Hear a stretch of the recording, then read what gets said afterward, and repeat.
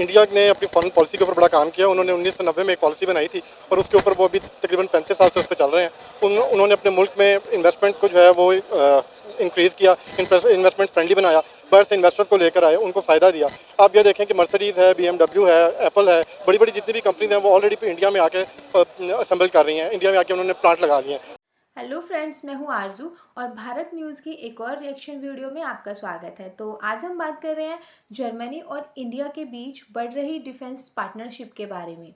India काफ़ी amount में weapons, fighter planes, fighter submarines अपने डिफेंस सिस्टम को मजबूत बनाने के लिए, बहुत ही स्ट्रॉन्ग करने के लिए काफ़ी मात्रा में ये चीज़ें खरीद रहा है।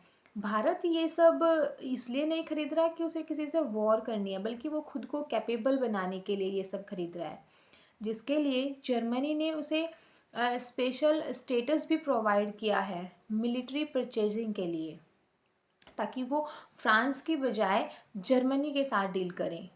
क्योंकि इंडिया फ्रांस से ह्यूज अमाउंट में वेपन्स खरीद रहा है। फिलहाल इंडिया को 6 सबमरीन्स खरीदनी है, वो 6 सबमरीन खरीदना चाहता है।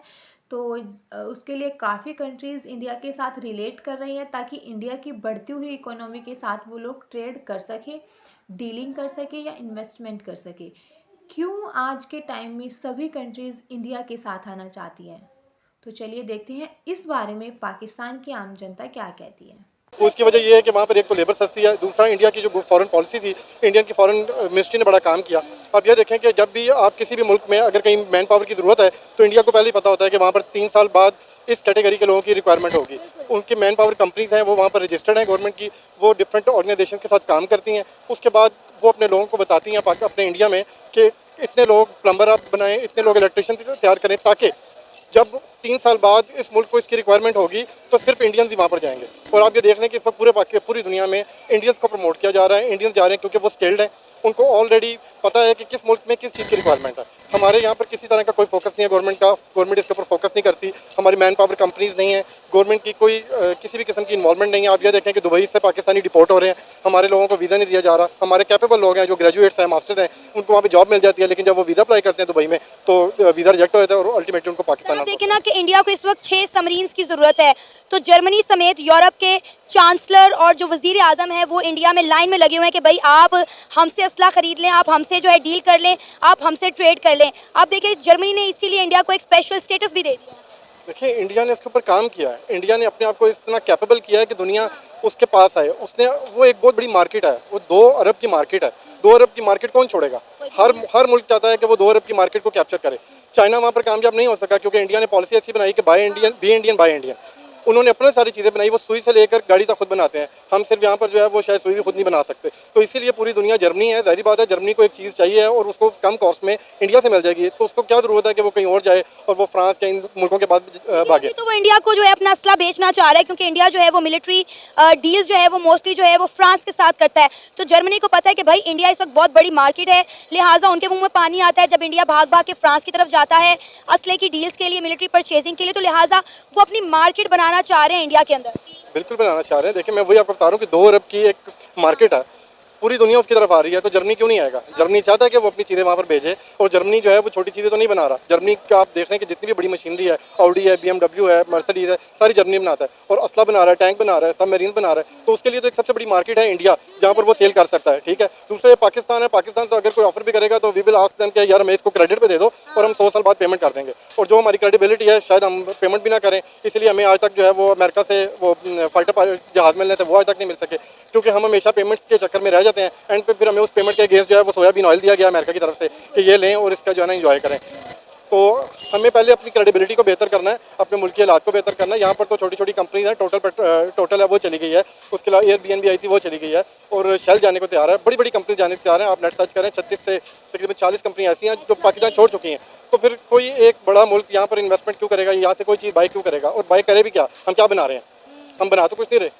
Pakistani obviously it feel some time कि आप हमारा जो मुल्क है वो इतना एक्शन नहीं कर पा रहा, और इसकी मेन चीज़ मेरे ख्याल से मुझे ऐसा लगता है कि हमारे जो फंडामेंटल इशूज़ हैं वो भी वो रिजॉल्व नहीं हुए, और इंडिया के फंडामेंटल इशूज़ काफ़ी हद तक रिजॉल्व हो चुके हैं। अगर मैं पॉवर्टी की बात करूँ तो पहले कहा जाता था वो बहुत पीछे, बट अभी तो पॉवर्टी काफ़ी हद तक रिजॉल्व हो गई है।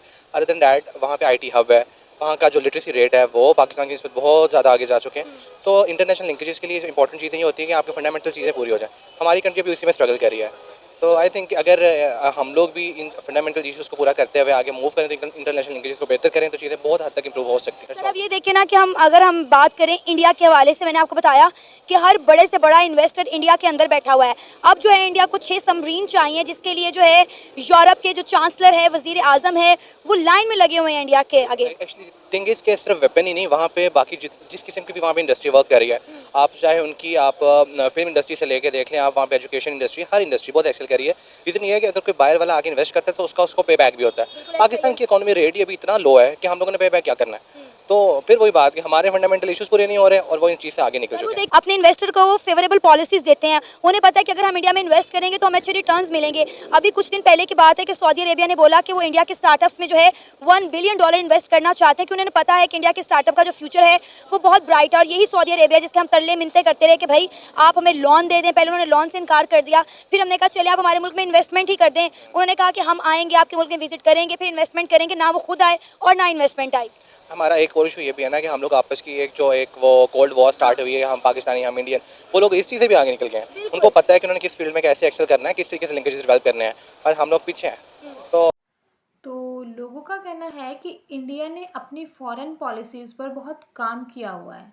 इंडिया के लोग इतने स्किलफुल, इतने कैपेबल हैं कि वो कहीं भी किसी भी काम को सक्सेसफुली कंप्लीट कर सकते हैं। इंडिया एक बहुत बड़ी मार्केट है, इसलिए जर्मनी इंडिया के साथ डील करना चाहता है। दूसरी तरफ कोई भी बड़ी कंट्री पाकिस्तान के साथ डील नहीं करना चाहती, क्योंकि पाकिस्तान अपने बेसिक जो उसकी प्रॉब्लम्स हैं उन्हीं को सॉल्व नहीं कर पाया, इसीलिए वो आगे नहीं बढ़ रहा है। इंडिया की फॉरेन पॉलिसीज़ तो अच्छी है ही, साथ ही इंडिया में उन्हें फेवरेबल एनवायरनमेंट, सस्ती बिजली और सस्ती लेबर भी है, वो भी मिल रही है। तो लोगों का कहना है अगर सभी इंडिया के साथ अपने रिलेशन अच्छे करते हैं, उसके साथ लोग ट्रेड इन्वेस्टमेंट करना चाहते हैं और पाकिस्तान के साथ नहीं करना चाहते, तो इसमें जो पूरा फॉल्ट है वो पाकिस्तान का है, क्योंकि जो पाकिस्तान के लोग हैं वो आपस में ही खुद लड़ते रहते हैं। पाकिस्तान 4 सूबों में बटा हुआ है, आगे वो कश्मीर, हिंदू मुसलमान जैसे मुद्दों में ही फंसा हुआ है। इसलिए सभी कंट्रीज़ के साथ अगर पाकिस्तान को मिलकर चलना है तो उसे चाहिए कि वो अपने माइंडसेट से आगे बढ़े। इंडिया भी कहीं ना कहीं रिलीजियस तौर पर अलग अलग है, लेकिन जब बात आती है नेशनल इश्यूज़ की तो वो सब लोग एक साथ आ जाते हैं, फिर वो कोई और नहीं, सिर्फ और सिर्फ इंडियंस होते हैं। तो आज के लिए इतना ही। जय हिंद, जय भारत। आप लोगों को अगर वीडियो पसंद आती है तो please please please do like, share and comment, and channel को भी सब्सक्राइब करिए। Thank you.